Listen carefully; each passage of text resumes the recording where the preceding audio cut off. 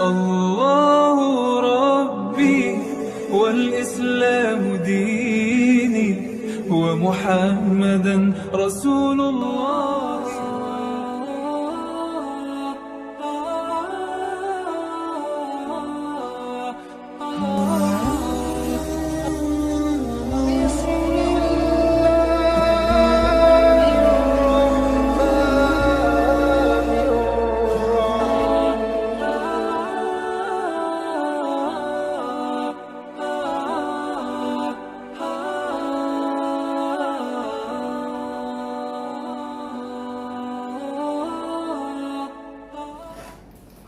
Assalamualaikum warahmatullahi wabarakatuh.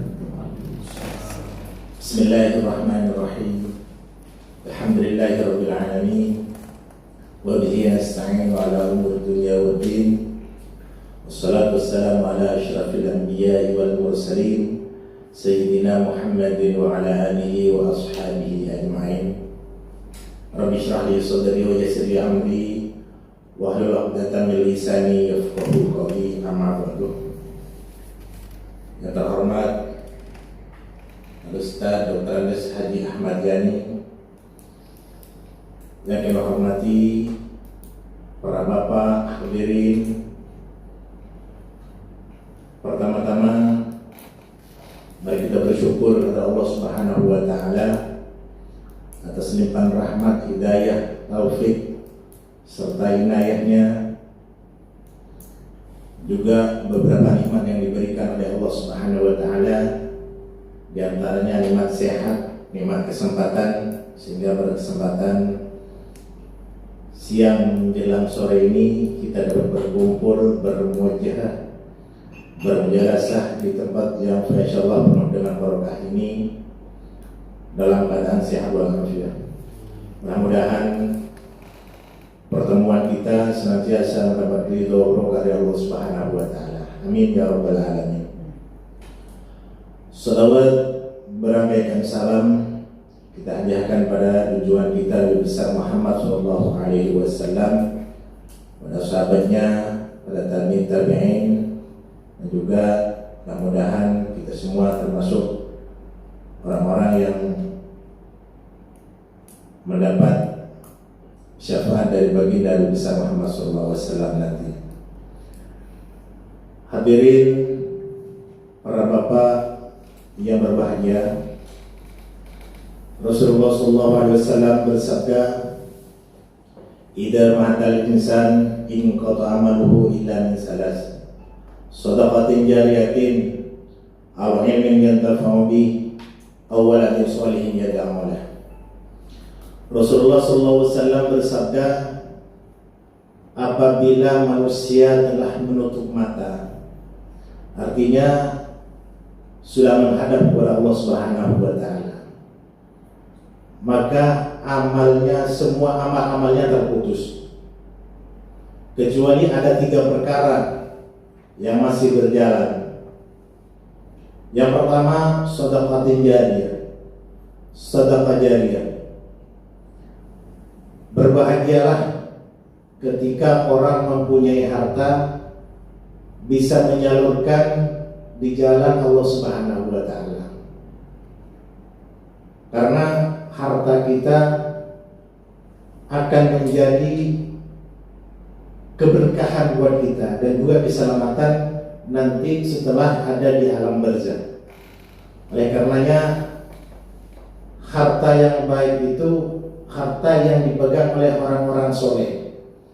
Karena kalau orang soleh yang megang harta, tentunya selalu dikeluarkan di jalan Allah. Ada pembangunan masjid dikeluarkan, nyumbang semen, nyumbang bata.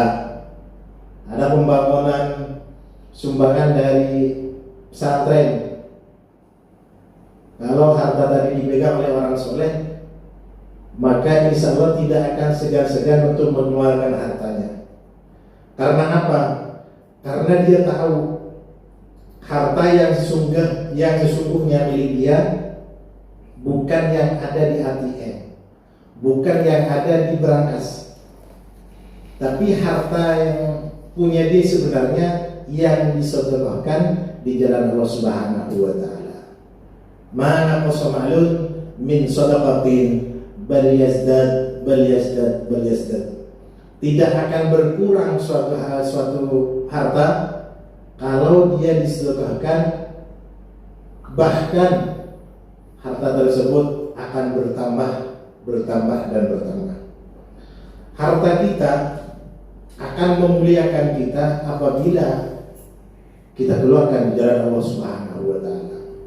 Tapi sebaliknya, harta kita akan menghinakan kita, bahkan membinasakan kita apabila harta tersebut dipergunakan di jalan yang dimurkai oleh Allah Subhanahu wa taala. Yang kedua, yang akan mengikuti orang yang sudah dipanggil oleh Allah Subhanahu wa taala yang ada dalam barzakh, ilmu yang bermanfaat. Imam Ghazali dalam kitab Bidayah Hidayah menyampaikan ada ciri-ciri ilmu yang bermanfaat. Ilmu nafi wa ma yuzidu fi khawfika min Allah Ta'ala. Ciri-ciri ilmu yang manfaat adalah bertambahnya takut kepada Allah Subhanahu wa taala. Tentunya setelah belajar ilmu agama, setelah belajar tentang halal, tentang haram, wajib, sunnah, segala macam, maka ciri-ciri ilmu yang manfaat, dia akan mengamalkan ilmu-ilmu yang sudah didapat. Dia tidak lagi berani mengerjakan apa yang dilarang oleh Allah Subhanahu wa taala. Dia tidak akan berani mengerjakan apa yang dilarang oleh Allah Subhanahu wa taala. Tidak berani meninggalkan apa yang diperintah oleh Allah Subhanahu wa taala.